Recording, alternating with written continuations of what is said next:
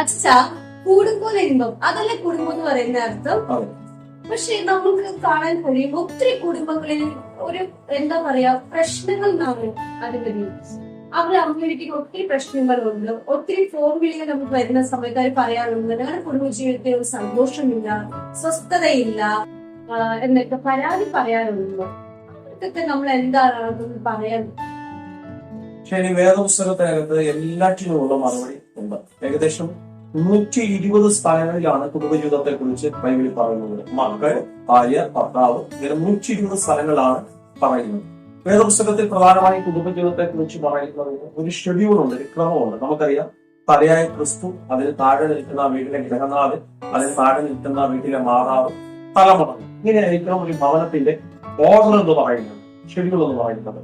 9 മാസം യേശുവിനെ ഉദരത്തിൽ കൊണ്ട് നടന്നത് മറിയയാണ്. പ്രസവ വേദന എടുത്തത് മറിയയാണ്. യേശുവിന് ജന്മം കൊടുത്തത് മറിയയാണ്. പക്ഷെ ശൈലിക്കൊരു കാര്യം അറിയാമോ? യേശു ജനിച്ചതിന് ശേഷം സകല കാര്യങ്ങളും, യേശുവിനെ കുറിച്ചുള്ള സകല കാര്യങ്ങളും പിതാവായ ദൈവം ഇടപെടുന്നത് യോസെഫിനോടാണ്. അപ്പോ ഒരു കുടുംബ ജീവിതത്തിന്റെ ഒരു ക്രമമുണ്ട്. ആ വീടിന്റെ നാഥൻ ക്രിസ്തുവായിരിക്കുമ്പോൾ തന്നെ അതിന് താഴെ ആ വീട്ടിലെ അപ്പനായിരിക്കും, അതിന് താഴെ മമ്മിയായിരിക്കും, തലമുറകളായിരിക്കും. ഇങ്ങനെ പോകുന്ന ഒരു കുടുംബജീവിതമാണ് നമ്മുടെ കുടുംബജീവിതമെങ്കിൽ ഉറപ്പായും ആ കുടുംബജീവിതം അനുഗ്രഹിക്കപ്പെട്ടിരിക്കും. ആകയാൽ കുടുംബജീവിതത്തെ കുറിച്ച് ഒത്തിരി കാര്യങ്ങൾ നമുക്ക് അറിയാനുണ്ട്. കർത്താവ് ചോദിച്ചാൽ ക്ഷണിക്കറിയാം. ഈ മാസം ജൂലൈ മാസം 12-ാം തീയതി പകലും വൈകിട്ടും ലോഗോസ് എഫദ ദൈവസഭയില് അനുഗ്രഹിക്കപ്പെട്ട രീതിയിൽ ഒരു ഫാമിലി കോൺഫറൻസ് നടക്കുകയാണ്. കുടുംബജീവിതം എങ്ങനെയെന്ന് അറിയാൻ ആഗ്രഹിക്കുന്നവർ, ഒരു കുടുംബജീവിതം അനുഗ്രഹിക്കപ്പെടാൻ ആഗ്രഹിക്കുന്നവർ, സംശയങ്ങളും ചോദിക്കാൻ ആഗ്രഹിക്കുന്നവർ ഒക്കെയുള്ള അനുഗ്രഹിക്കപ്പെടുന്ന ഒരു സെക്ഷനാണ്.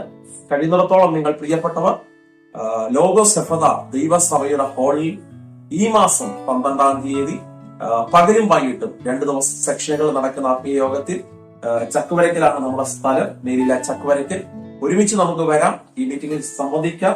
ഈ കാലഘട്ടത്തിൽ ദൈവം ശക്തമായിട്ട് ഉപയോഗിക്കുന്ന കർത്താവിന്റെ ദാസൻ ഡോക്ടർ സജി കെ പി ആണ് ഈ സെക്ഷനിൽ ശുശ്രൂഷിക്കുന്നത്. വളരെ പ്രാർത്ഥനയോടെ ഈ മീറ്റിംഗിനകത്ത് നമുക്ക് വരാം. നമ്മുടെ കുടുംബജീവിതത്തെ കർത്താവ് അനുഗ്രഹിക്കട്ടെ.